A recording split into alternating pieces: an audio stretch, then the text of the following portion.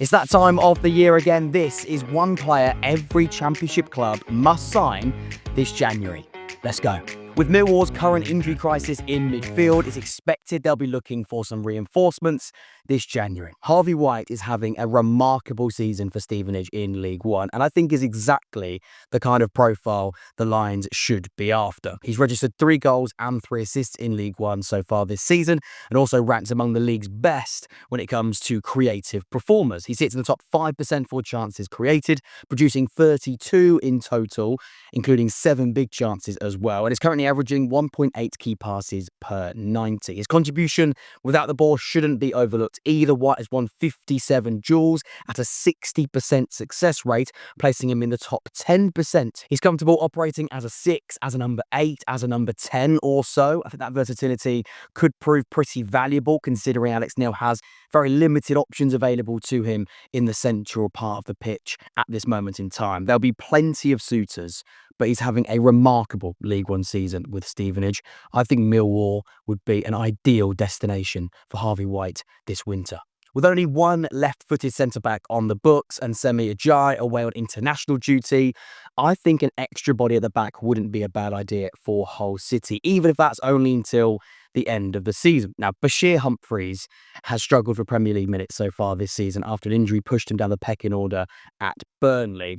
And it's been widely reported that a loan move could be possible in January. And if it is, I think Hull City would be a really sensible move, especially stylistically. The 22-year-old is more than comfortable in possession, completing and averaging 47.87 accurate passes per 90 and 5.32 progressive passes per 90 over the course of the last year in all competitions. His physical presence is one of his standout strengths. He's won 1.68 aerial duels per 90, succeeding in 70.6% of those contests, to a percentage that places him in the top 1% for centre-backs outside of Europe's top 6 leagues.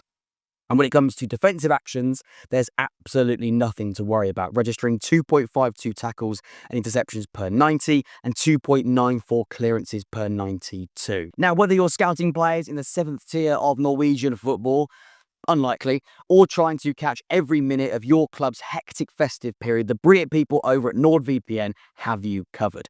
Now, sometimes VPNs can be quite confusing and people sort of just say, well, why do I need one? Well, with one click, you can change your device's virtual location and then be able to browse, watch, or stream whatever you want, whenever you want, even if that content isn't available where you live. For example, let's say the other half has organised some wicked New Year plans and there's no way you're going to make one of the games over the busy football period. Well, now you can keep them happy and still catch the full game live, even though you're in the UK. And the same applies if you're heading away for New Year too, and you suddenly can't access the content that is normally available in the UK. How many times have you sat down on holiday, opened up the Sky Go app or BBC iPlayer, whatever it may be, and it says this content isn't available in your region? Well, worry no more, because all you need to do is open up NordVPN, switch your virtual location back to the UK, and you've got full access as if you never left. On top of that, NordVPN keeps all of your personal data completely safe from cyber criminals, which is pretty handy if you're connecting to free public Wi-Fis. That could be hotel Wi-Fis, airport Wi-Fi,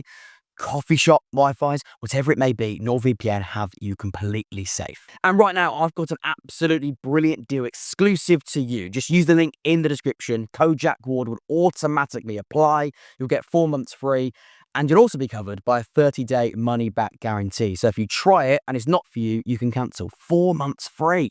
No questions asked. So whatever you're up to or wherever you are over the next few months, don't miss a thing and always stay protected in more ways than one. Hit the link in the description down below and get yourself covered with NordVPN. Now, we all know that Coventry won't be needing a whole lot in January, but something that has been mentioned since the summer is the lack of depth in wide areas. Both Mason Clark and Sakamoto have had spells on the touchline this season, so bringing in extra bodies to help manage the workload, I think would be sensible. Tommy Watson is yet to make a Premier League start. He's joining Brighton in the summer, playing just 44 minutes so far. But in the Championship for Sunderland last season, his underlying numbers point to a player certainly capable of making a consistent impact at this level. I mean, he scored the promotion-winning goal at Wembley. Over the course of last year, he created 13 chances, including 2 big chances, and had 4.49 touches in the final third per 90. Watson is a natural ball carrier, perfectly suited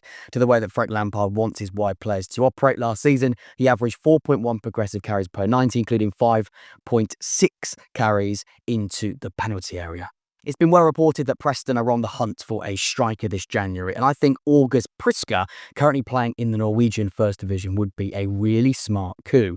The 21-year-old has registered 18 goals and 2 assists from 24 starts so far, backed up by a really high shot volume of 72 attempts with 39 on target. That's the most in the division. His output is equally impressive, converting 25% of his chances and outperforming his expected goals by 4.53. Out of possession, his work rate and physicality shines through. He's a proper all-round contributor. The Dane has completed 21 tackles, won 120 duels, and come out on top in the air on 51 occasions. The Scandinavian markets have become a favourite for English clubs in recent windows, and with Preston in a really strong position going into January, this could be a great opportunity to add an informed striker for the now and for the years to come too. With Newcastle considering recalling Matt Targett from his loan spell at Middlesbrough this January, strengthening the left-back position might well be on the agenda this winter. With that in mind, I'm putting forward Harry Amas, who spent the first half of the season on loan at Championship side Sheffield Wednesday from Manchester United. Amas has been contributing at both ends of the pitch so far this season, which we know is a critical trait for a fullback operating under Kim Hellberg. In attack, he's recorded 2 goal involvements, completed 23 successful dribbles, averaged 1.24 successful take-ons per 90, and registered 37 touches in the opposition box. Defensively, his output has been just as impressive. He ranks amongst the Championship's very best left-backs for tackles completed, recording 58 in total, whilst also winning 131 duels, the most for any fullback in the division at this stage in the season. Add on top of that 20 interceptions and 114 recoveries, and it's clear he brings relentless intensity and defensive stability on a consistent basis. If that is something that Middlesbrough can go and do, of course, it's going to need Manchester United to recall him from Sheffield Wednesday first. If it's possible, add all of those numbers to a promotion-pushing, possession-hungry Borough team. I think Harry Amas's impact at Middlesbrough, if it can be done, would be sensational.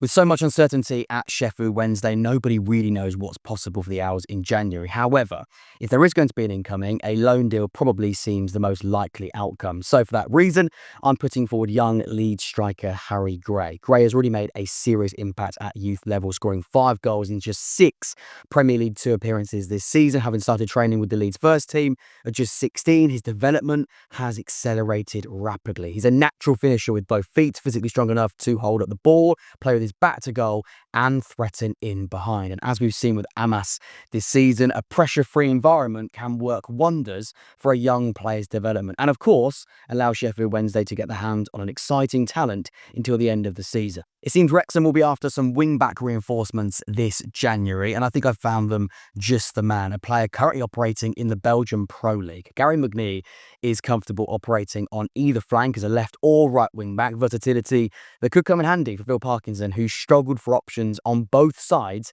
at different points so far this season. Going forward, McNee has registered 2 goals and 4 assists, whilst ranking amongst the league's most productive creators, averaging 4.61 shots creating actions per 90, lead the division with 50 chances created and 50 successful crosses.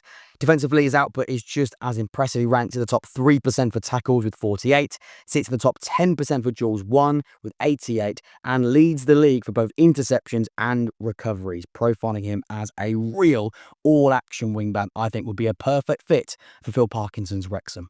Birmingham seem to be on the lookout for a fair few reinforcements in January, but the number 10 position is an area that's been spoken about a little more often recently. Leo Castledine has been on loan at Huddersfield from Chelsea during the first half of the season and has attracted a fair bit of attention from teams in the division above. The goal-scoring number 10 has scored 9 goals in just 14 starts, backed up by a really strong shot volume with 44 attempts and 18 on target. Both numbers that see him rank in the top 3% for that position. He's also completed 247 accurate passes and created 12 chances so far this season, as well as bringing a physical edge with 78 duels won and 27 fouls drawn. With that blend of end product, creativity, Castledine looks well equipped to make the step up into the Championship and provide Birmingham with that genuine attacking spark they've missed from that position since the start of the season. A fair few positions for Birmingham to address this summer. A video on the channel highlighting 5 players they should sign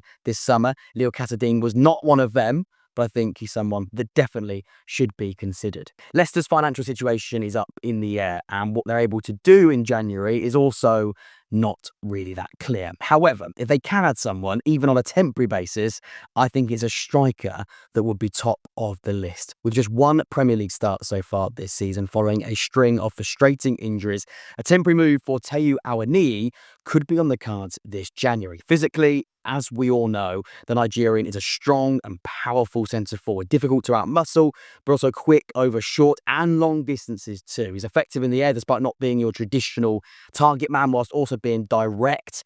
Sometimes that could be really helpful. He's got that vertical style that makes him a constant reference point in attack. You know what you're going to get with Awoniyi.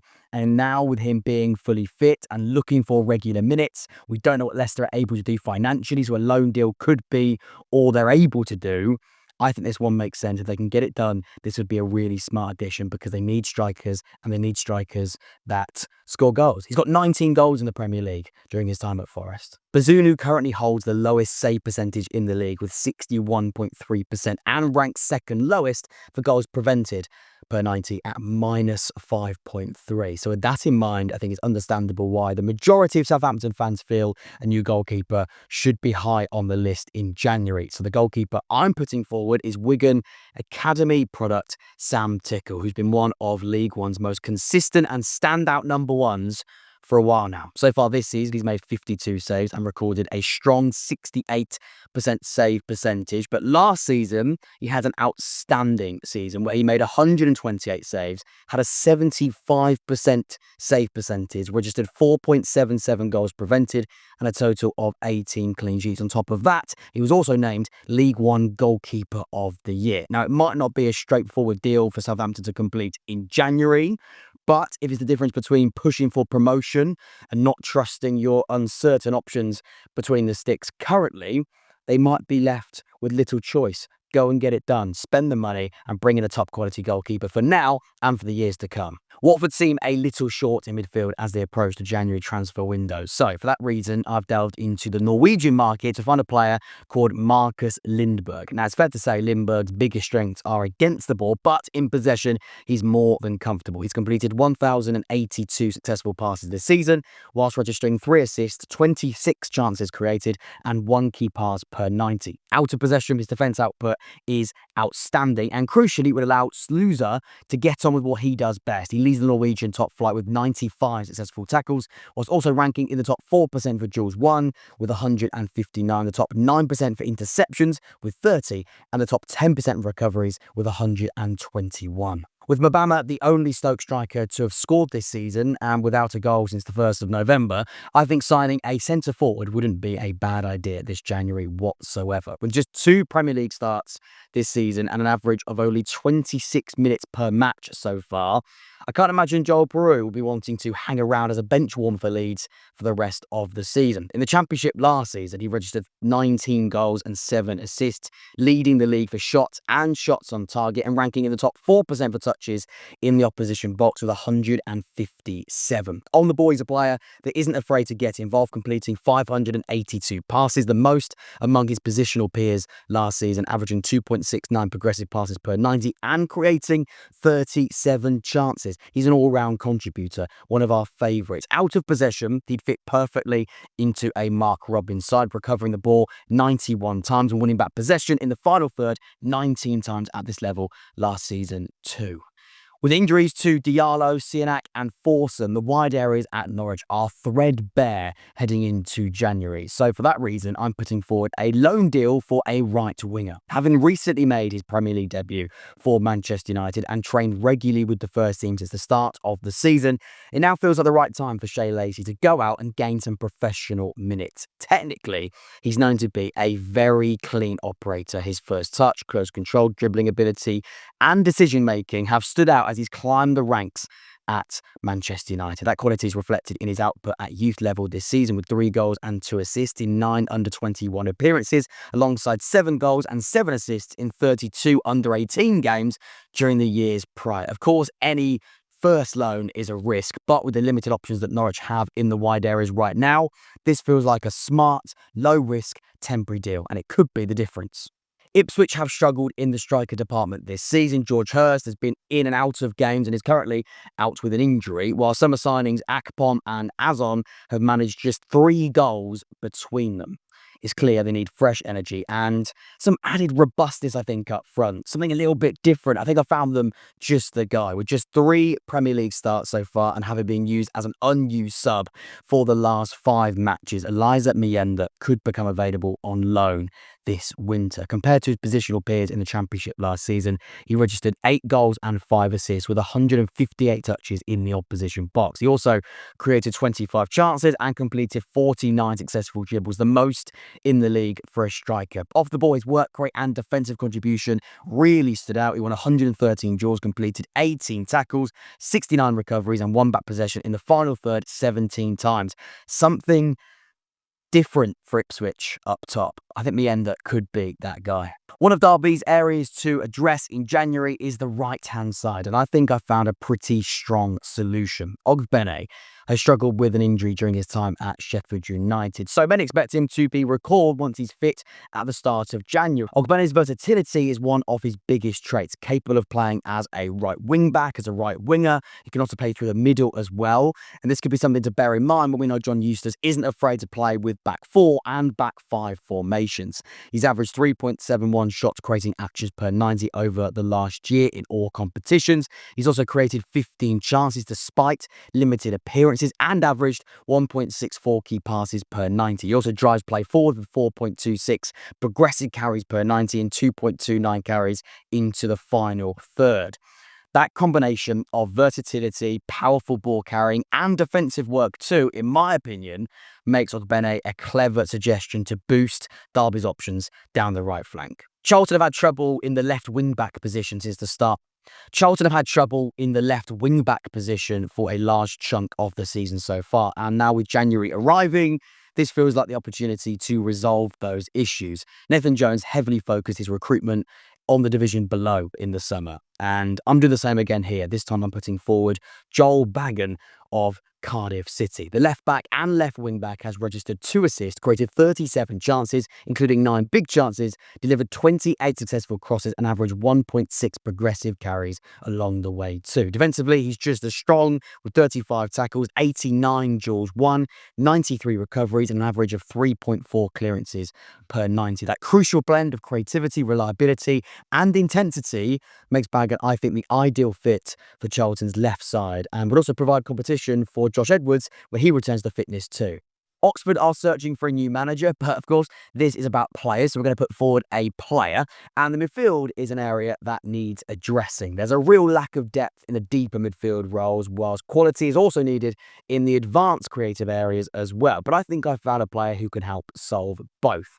With just 9 championship minutes so far this season, Kieran McKenna has suggested that Cameron Humphreys could be allowed to leave Ipswich on loan this January. And Humphreys is a versatile midfielder, comfortable operating slightly deeper as a number 8, but he's also enjoyed the best season on loan last year as an all-action number 10, providing real flexibility and quality across multiple midfield roles. The box-crushing role that he adopted at Wycombe last season, he is backed up by some really strong output numbers. Humphreys scored 7 goals and registered 6 assists in League One last season. In possession, he was an open play creative gem, something that Oxford are crying out for at this moment in time. Humphreys created 45 chances, including 11 big chances, whilst also beating the opponent with 34 successful dribbles. And defensively, his work rate stands out. He made 55 tackles, won 200 duels, and made 119 recoveries, underlying a relentless box-to-box profile at times, capable of impacting every phase of play. QPR are looking for a centre-back in January, and I think we're all in agreement. There's only one name on our minds. Since Tom de Ekker's appointment as Southampton manager, Ronnie Edwards has featured for just 7 minutes in the Championship, leaving his future firmly up for discussion. During his loan spell with QPR last season, he very quickly became a fan favourite, and by having just a quick glance at his numbers, with and without the ball, you can see exactly why. Edwards completed 892 passes and even created 5 chances from deep during the second half of last season, whilst averaging 0.87 progressive carries per 90. Defensively, his output remains solid, with 4.3 duels per 90, 1.29 successful tackles, 1.29 recoveries, and 3.53 interceptions per 90. I'll be honest, all signs point towards a reunion that ultimately I think makes sense for the player who isn't being played and the two clubs involved to make it happen. With central midfielder Galbraith being preferred to key at right back for Swansea so far this season, I think it's fair to say a natural profile in that position would be a sensible pickup in January. And it would also allow Galbraith to start playing in his best position too. Dennis Pinto is currently playing his football in the top flight of Portugal, and I think is exactly the kind of profile that Swansea are on the lookout for. Offensively and creatively, he leads the way with 6 assists, whilst also creating 16 chances and registering 26 touches in the opposition box. Defensively, his output is just as impressive, winning 87 duels, the most in the league, alongside 20 aerial duels and 4.47 clearances per 90.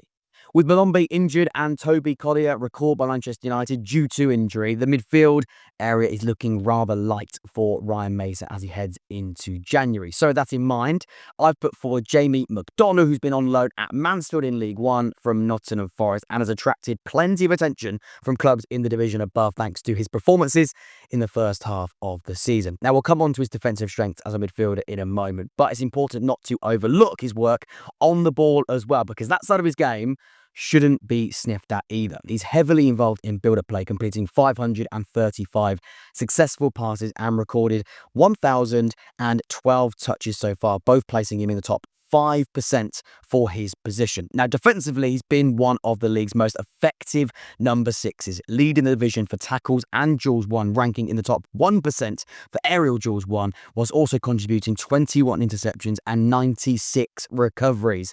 Not much gets past him. If a loan deal is available for him to step up into the Championship, I think he's more than ready to do so. There's been a lot of talk since Chris Wilder returned to Sheffield United about striker options. And although Patrick Bamford has come in and done well in the short term, this suggestion is thinking about the now and the future. Standing at 6'5", Youssef Salach brings a commanding physical presence to the front line, a similar presence that Kiefer Moore brought to Sheffield United in the Championship last season. Salach has scored 10 goals and registered 4 assists for Cardiff in League One so far this season, backed up by a really strong shot volume of 64 shots and 22 on target. Now, beyond the goal, he contributes creatively, which is a bit of a surprise considering his size and frame. He's created 17 chances this season, 5 of those being deemed as big chances. Physically, as you'd imagine, he's very dominant, winning 114 duels and coming out on top aerially on 86 occasions. He's a big boy, but he scores goals and he brings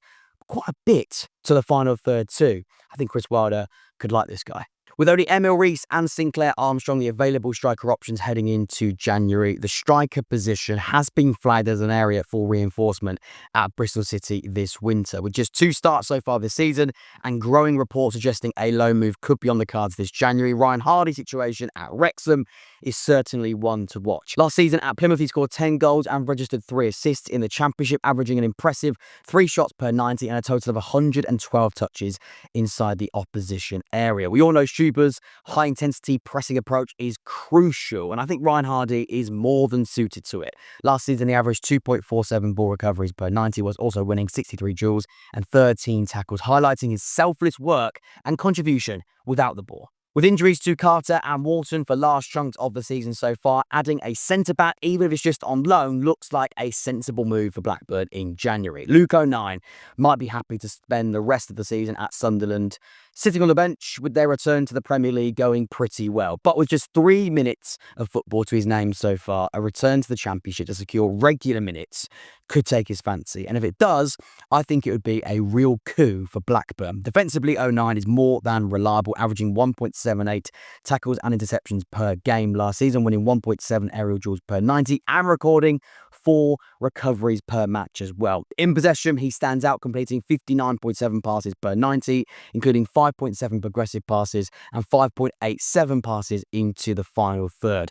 Beyond his wealth of experience at this level, Luke 9 would bring leadership, versatility and immediate championship quality, exactly the kind of short-term solution Blackburn need to steady their back line and add a top quality option to their ranks. It seems Pompey's January priorities change weekly depending on the latest injury blow, but with Shaughnessy unable to stay fit for a long time now and Josh Knight also unavailable, a ready-made left-footed centre-back could well be a possibility. Calvin Brackelman offers a commanding presence at the left side of defence. He absolutely thrives defensively, ranking among the top performers for successful tackles in the second division of German football, whilst averaging 4.4 clearances and 3.7 recoveries per 90. Despite predominantly being a dual-winning centre-back, Brackelman is also comfortable in possession, seeing plenty of the ball with almost 70 touches per 90 and completing over 40 accurate passes per Bundesliga 2 match so far too. With just 6 months left on his contract in Germany, January